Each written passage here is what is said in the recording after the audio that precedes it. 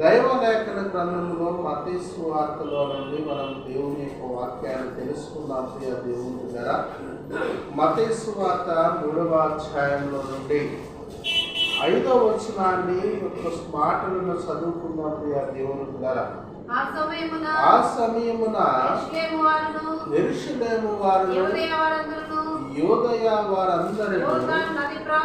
యోర్దాను నది ప్రాంతముల వారందరూ అతని యొద్దకు వచ్చి తమ పాపములను ఒప్పుకొనుచు యోర్దాను నదిలో అతని చేత బాప్తిసము పొందుచుండరి.